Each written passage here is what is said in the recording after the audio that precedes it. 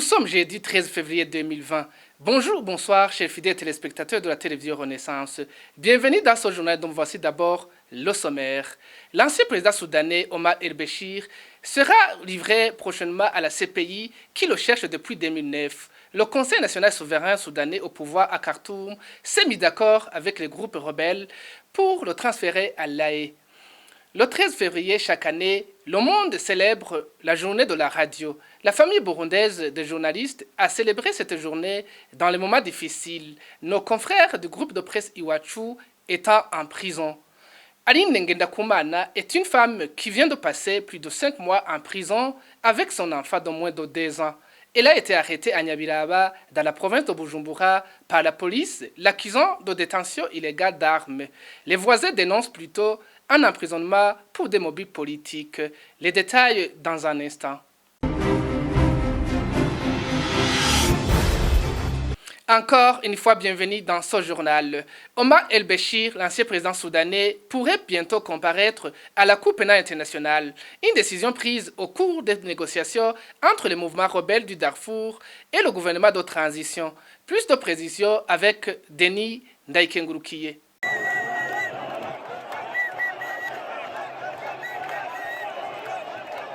Arrivé au pouvoir lors d'un coup d'État militaire de 1989, Omar el-Béchir est accusé de génocide et de crimes de guerre dans le conflit qui a éclaté en 2003, qui a fait environ 300 morts. Les autorités soudanaises décident alors de livrer Omar el-Béchir à la Cour pénale internationale pour répondre aux accusations de génocide et autres crimes de guerre à la suite des pourparlers de paix entre le gouvernement soudanais et les groupes rebelles opérant dans la région de Darfour. Maître Naragouma Jean-Marie Vianney dit que cela pourrait servir un exemple aux autres qui se montrent si forts aujourd'hui. Les présidents ou les autorités dictateurs, c'est une leçon parce que avec le temps, ils voient qu'ils peuvent être transmis devant la justice pénale internationale, même si aujourd'hui ils se croient si forts. Et puis c'est un espoir, c'est une voie d'espoir envers les victimes. Que la compassion d'El-Béchir, c'est une satisfaction, c'est une lueur d'espoir comme quoi nous aussi, nos victimes, un jour, ils peuvent avoir justice. Omar el-Béchir, renversé au pouvoir le 11 avril 2019, après les manifestations sanglantes de la population soudanaise, les militaires qui ont pris le pouvoir avaient longtemps refusé de livrer l'ancien dictateur Omar el-Béchir à la Cour pénale internationale de l'Haye. Il préconise de livrer d'autres personnes accusées de crimes de génocide et de crimes de guerre comme ceux d'Omar el-Béchir. Nous sommes le 13 février. C'est la journée dédiée à la radio dans le monde. L'occasion pour les professionnels des médias de s'exprimer sur l'utilité de ces médias. Et pour Alexandre Niyungeko, président de l'Union burundaise des journalistes, la radio est un canal de communication qui permet à la population de bien cohabiter et de s'informer sur ce qui se passe dans le pays et dans le monde, et surtout dans les moments difficiles. Alexandre Niyungeko affirme que la fermeture et la destruction des radios indépendantes au Burundi par le pouvoir en place privent à la population son droit à l'information. Le média le plus écouté, le plus suivi, d'abord par son accès simple, mais aussi et surtout par le fait que ça devient un média qui est le plus exploité. Et là, je dirais que surtout concernant au Burundi, c'est le média le plus accessible. Et donc, c'est une occasion effectivement de donner à ce média la place qui est la sienne. Malheureusement, aujourd'hui au Burundi, à l'heure où on est plutôt à l'époque où il y a plutôt la restriction, les différentes restrictions, la fermeture des différents médias, surtout depuis 2015, je dirais que ce n'est pas vraiment le moment de célébrer, mais c'est plutôt le moment de se rappeler de ces restrictions, de ce refus, parce qu'actuellement, il n'est pas autorisé à tout le monde de suivre les médias, de suivre la radio qu'on veut écouter. Comme vous le savez, il y a les radios qui sont bannies, mais d'autres qui sont notamment les médias, les radios internationales comme la BBC, la VOA, qui sont interdites de diffuser sur le Burundi. C'est donc purement et simplement en déni du droit du public à l'information, mais aussi parlant de radio, parlant de l'importance de la radio dans notre pays. La radio a joué un grand rôle au Burundi, notamment dans l'information du public, dans la formation aussi, mais aussi et surtout dans la diffusion des programmes qui ont été à la base de la cohabitation pacifique, surtout avec l'introduction des radios indépendantes qui sont venus avec des programmes éducatifs, des programmes de sensibilisation à la paix, de sensibilisation à la cohabitation pacifique.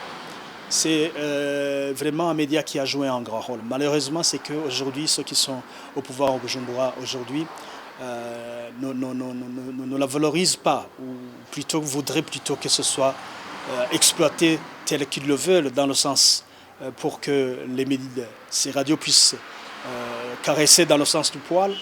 Mais malheureusement, ce n'est pas ça le rôle de la radio. On ne peut pas parler de cette journée internationale de la radio sans une pensée aux 4 confrères du groupe de presse Iwachu qui totalise aujourd'hui 15 jours d'incarcération. Ils ont été condamnés de 2 ans et demi de prison et d'une amende d'1 million de francs chacun par le tribunal de grande instance de Bubanza. Pour rappel, ils ont été arrêtés le 22 octobre dernier à Bubanza. Ils se rendaient en commune Musigati pour un reportage sur les affrontements qui opposaient les rebelles et les forces de l'ordre. Christine Kamikazi, Agnès Ndirubusa, Terence Mozenzi et Egide Harimana sont accusés de tentatives d'atteinte à la sûreté intérieure de l'État. Poursuivons ce journal sur la page justice. Aline Ndikumana est une femme de la commune Nyabiraba, province Bujumbura. Cette femme vient de passer plus de 5 mois en détention dans la prison centrale d'Ogitega.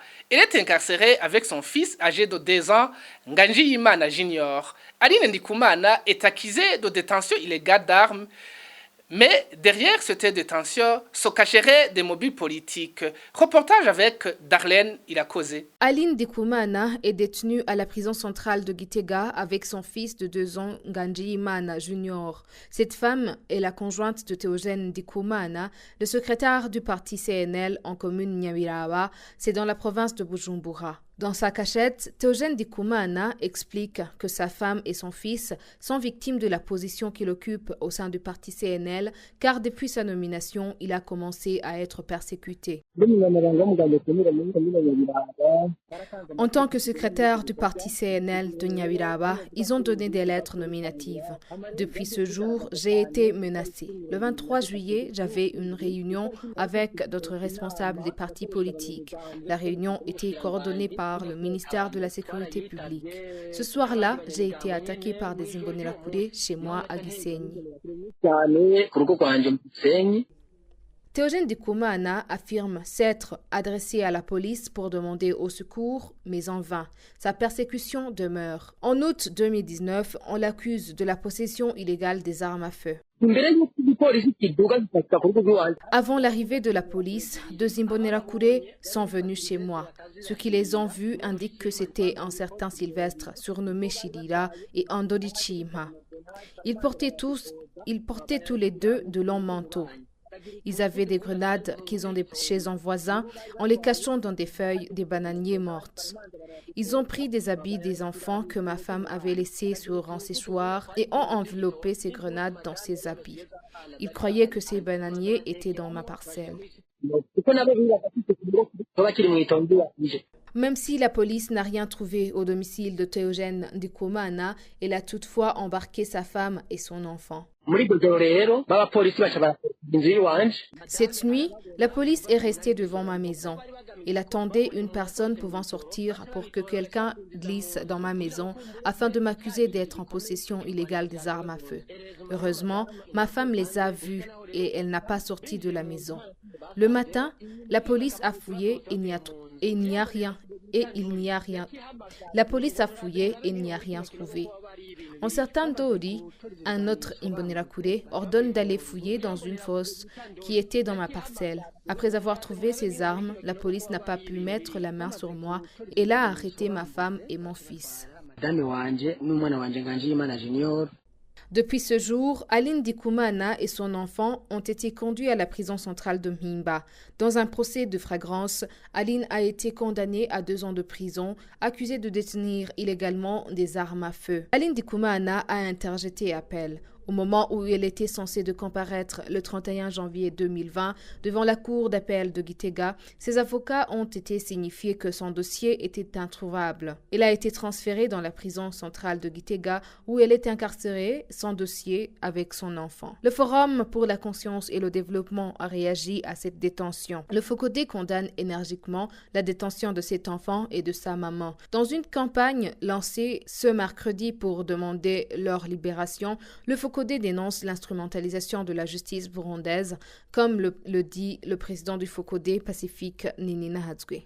Cela fait 2 semaines que nous avons appris les malheurs qu'est subit la famille de Théogène Ndikumana, secrétaire du parti CNL en commune Nyabiraba, province de Bujumbura. Nous avons appris que l'administration et la police de Nyabiraba avaient prévu d'arrêter Théogène Ndikumana en l'accusant injustement de détention illégale d'armes. N'arrivant pas à mettre la main sur Théogène Ndikumana, la police a finalement décidé d'arrêter son épouse Aline Ndikumana ainsi que son bébé âgé alors d'1 an et demi, Junior Nganji Yimana. Nous avons appris par la suite qu'Aline a été condamnée par le tribunal de grande instance de Bujumbura à 2 ans de prison et à une amende de 100 000 francs burundais. Et cela fait aujourd'hui environ 6 mois qu'Aline Ndikumana et son bébé, aujourd'hui âgé de 2 ans, Junior Nganji Yimana, ils sont pour le moment à la prison centrale de Gitega. Pour nous, ceci est inacceptable. Nous avons lancé aujourd'hui la campagne Libérer ce bébé Nganji pour demander ou même exiger la libération immédiate de Junior Nganji parce que la place des bébés n'est pas dans les prisons. Nous demandons également la libération de sa maman Aline Ndikumana qui est injustement en prison à la place de son mari. Ce sera aussi une occasion par cette campagne de rappeler les injustices qui sont faites à beaucoup d'opposants burundais, une occasion de dénoncer l'instrumentalisation de la justice burundaise par des autorités à des fins politiques. Cette campagne va continuer jusqu'au moment de la libération de Junior Nganji. Nous allons continuer aussi à évoquer les cas de beaucoup d'autres personnes qui sont détenues de manière injuste. Théogène Ndikumana n'est pas le dernier membre du parti CNL à être persécuté. L'intolérance politique est bel et bien une réalité au pays des Mille Collines. Il y a toujours eu des arrestations arbitraires, des viols, des assassinats, des permanences du parti CNL vandalisées, des champs détruits et des membres de vaches coupés à la machette. Page santé de ce journal. La population burundaise va bénéficier de plus de facilitations dans l'achat de médicaments. Ce sont les propos de Tade Ndikumana, ministre de la Santé publique. Il a déclaré à la suite d'une révision de la loi de 1980 sur la vente des médicaments par le Parlement. Nous étions ici au niveau de l'Assemblée nationale où les honorables parlementaires étaient en train d'analyser le projet de loi sur le médicament et l'exercice de la pharmacie. Et nous nous réjouissons que les honorables parlementaires ont pu amender et enrichir le document qui est venu du gouvernement du Burundi. Et comme innovation, c'est que d'abord on avait une loi pharmaceutique qui datait de 1980. Vous comprenez qu'il y a beaucoup d'innovations, que ce soit au niveau de l'Organisation mondiale de la santé, que ce soit au niveau des nouvelles approches, au niveau du ministère de la Santé, qui n'étaient pas prises en considération. Mais aussi, il y a d'autres structures de gestion de régulation qui sont incluses dans cette loi, et quitte à ce qu'on puisse réglementer le secteur pharmaceutique pour l'intérêt de la population burundaise. Et l'autre innovation, c'est que le gouvernement du Burundi avait exonéré les médicaments de toute taxe pour réduire le coût d'acquisition au niveau de la population. Alors, le secteur public était régulé, il y avait des plafonds fixés par les textes de réglementation, mais du côté du secteur privé qui appuie le ministère de la Santé, ce n'était pas réglementé.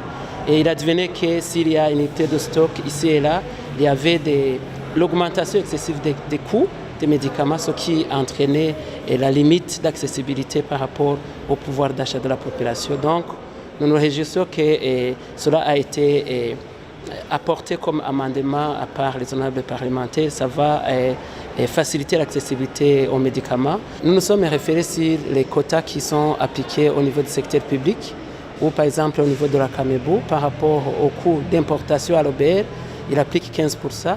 Et nous pensons que le secteur privé, et ce qui a été proposé par les honorables parlementaires, c'est d'avoir un bénéfice de 25% pour les grossistes, tandis que les détaillants auront un bénéfice de 15%. Cela va permettre à ce que le secteur privé puisse accompagner, appuyer le gouvernement, sans toutefois exagérer, je dirais, pour l'intérêt de la population.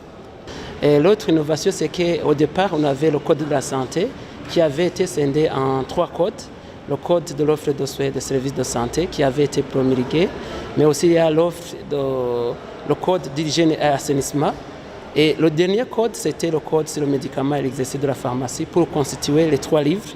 Donc maintenant, le ministère de la Santé aura tous les textes réglementaires, aura tous les textes et lois pour pouvoir bien accomplir sa mission et réguler le secteur pharmaceutique et promouvoir la prévention des maladies, mais aussi offrir le traitement adéquat.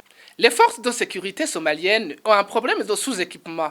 Selon le général de brigade Kabisa Domissier, le chef d'état-major de la MISOM, le Burundi est l'un des contingents qui a le plus ouvert les voies de communication pour permettre aux différents groupements de mieux exécuter leurs tâches en Somalie. Le contingent burundais a déjà fait un grand travail et d'ailleurs c'est l'un des contingents qui a le plus ouvert les voies de communication pour permettre le mouvement des biens et des personnes, des biens somaliens et des personnes somaliennes, mais aussi le mouvement des services. Comme je vous le disais, la Somalie c'est un pays qui commence à renaître, qui renaît de nouveau, qui il y a des années était en état failli.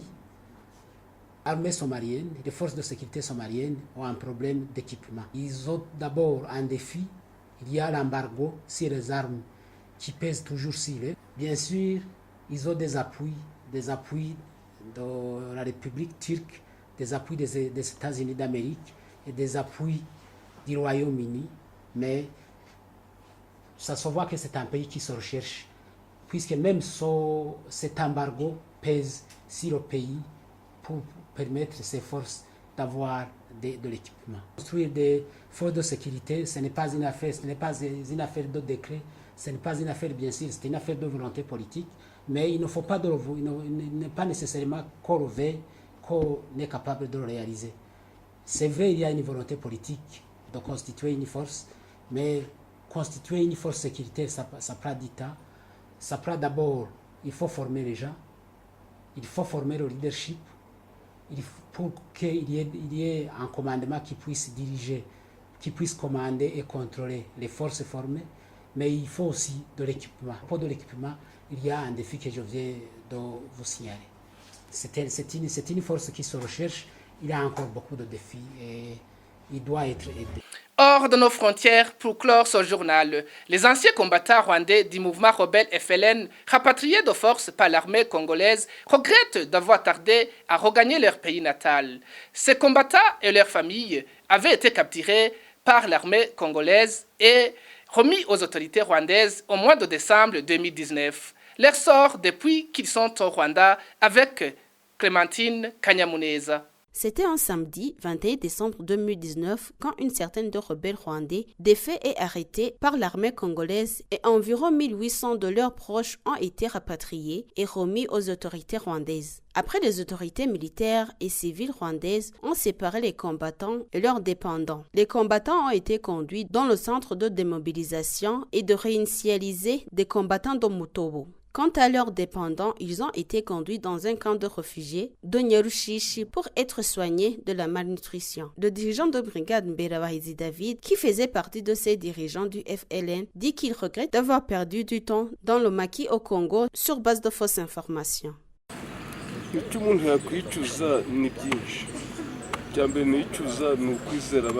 Je regrette beaucoup de choses. D'abord, je regrette d'avoir eu trop de confiance en mes supérieurs. Je prenais ce qu'ils disent comme parole d'évangile. C'est pourquoi je viens si tard. Si j'étais venu avant comme les autres, maintenant je serais déjà intégré. Cela, je le regrette. L'autre chose que je regrette, c'est ma société politique. On avait toutes les informations et on refusait la réalité. Pour croire ce qu'on voulait. C'est le même sentiment du côté du colonel Gatabazi Joseph qui était chargé des attaques au sein du FLN, qui dit avoir perdu du temps et avoir fait perdre du temps au Rwanda. Je regrette le temps perdu et aussi le temps que j'ai fait perdre les autorités. Toutes les forces qu'ils ont utilisées et aussi ces moyens qu'ils ont déployés, c'est parce que nous avons tardé à venir. C'est cela que je regrette.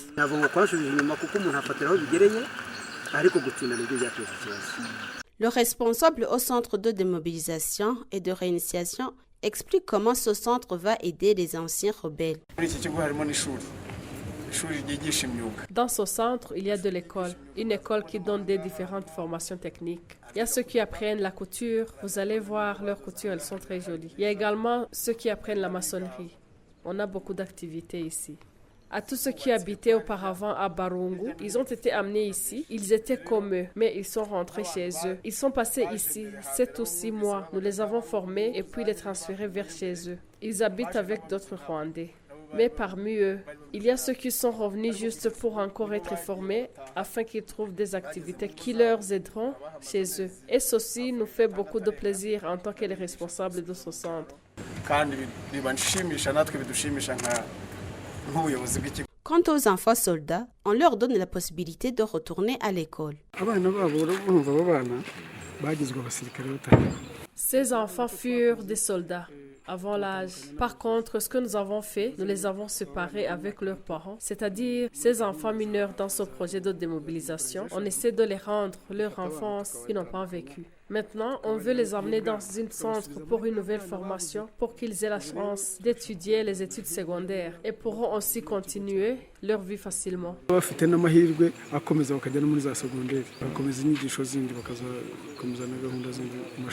Ces anciens rebelles du mouvement du FLN ont été capturés après des combats qui se sont déroulés dans les régions du Sud Kivu, durant lesquels de nombreux chefs rebelles ont été tués, d'autres arrêtés. C'est par ici que prend fin cette édition à langue française. Merci à l'équipe de production. Merci aussi à vous qui nous avez suivis. Au revoir.